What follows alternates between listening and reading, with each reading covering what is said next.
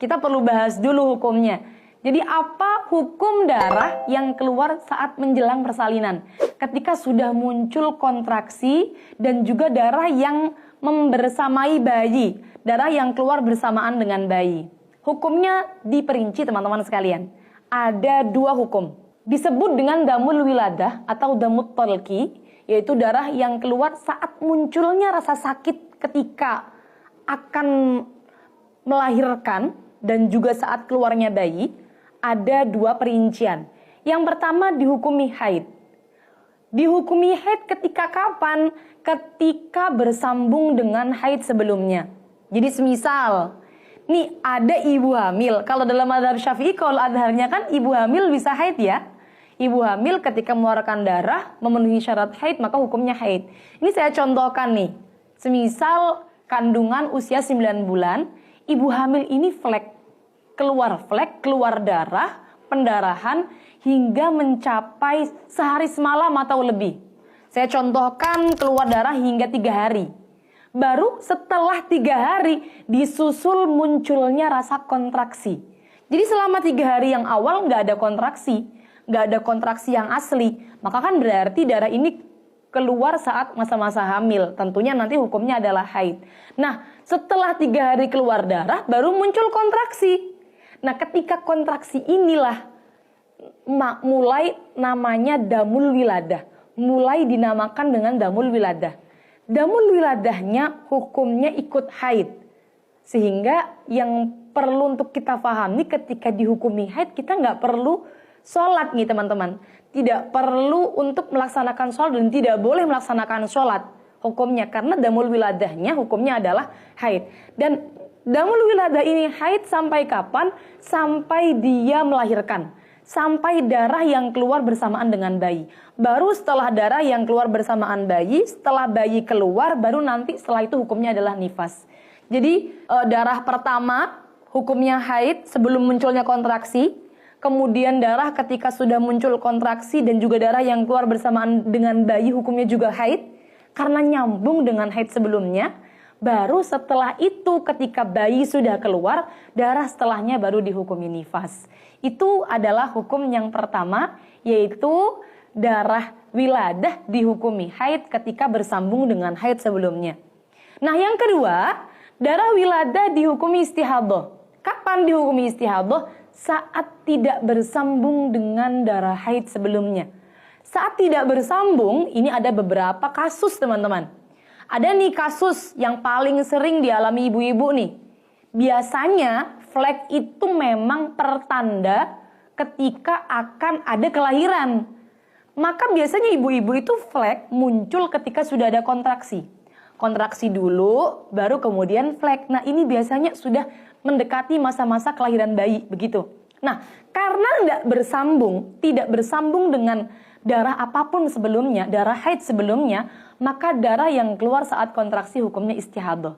Jadi bisa jadi yang pertama kasusnya adalah memang keluar darahnya ketika muncul kontraksi baru keluar darah. Tidak nyambung sama sekali dengan darah haid sebelumnya. Seperti itu. Atau yang kedua, sebenarnya dia sempat loh pendarahan. Contoh ya, hamil pendarahan selama 5 hari. Tidak ada kontraksi sama sekali. Berarti kan darahnya adalah darah haid. Lantas pendarahannya sempat berhenti selama sehari. Baru setelah berhenti selama sehari, muncullah rasa kontraksi. Setelah rasa kontraksi muncul, baru kemudian keluar darah lagi. Maka damul wiladahnya, darah yang muncul saat kontraksi ini, karena tidak bersambung dengan darah haid sebelumnya, terpisah dengan masa 1 hari, ini kan terpisah tadi nih, kan nggak nyambung, maka hukumnya damul wiladahnya adalah istihadah. Seperti itu.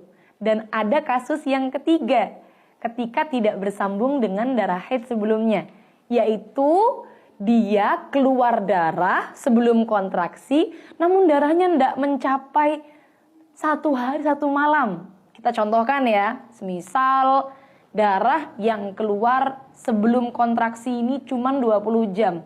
Jadi ada orang hamil, ibu hamil pendarahan, belum ada kontraksi pendarahan selama 20 jam.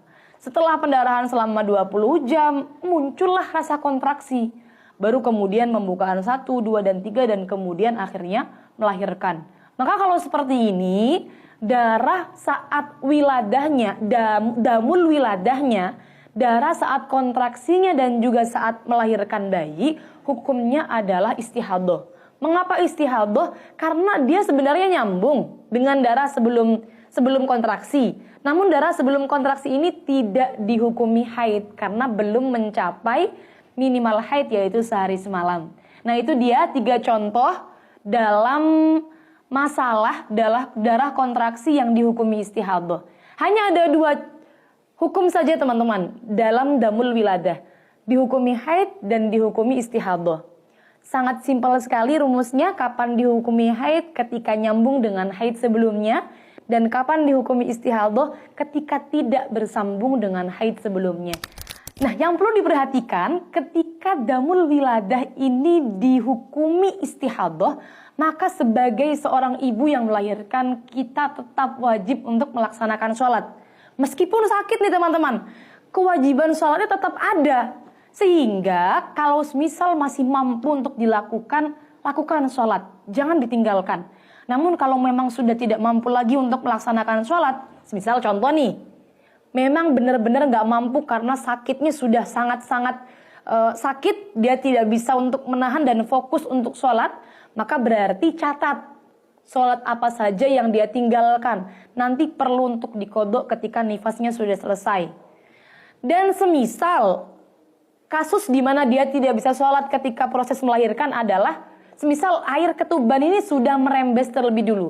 Kan kadang-kadang ada yang pecah ketuban itu di detik-detik akhir saat kelahiran bayi, ada yang sudah merembes dulu keluar nih. Nah, kalau sudah merembes keluar, itu biasanya oleh dokter tidak disarankan untuk banyak jalan, banyak bergerak demikian. Biasanya akan tetap disarankan untuk berbaring dengan berbaring ke arah kiri seperti itu.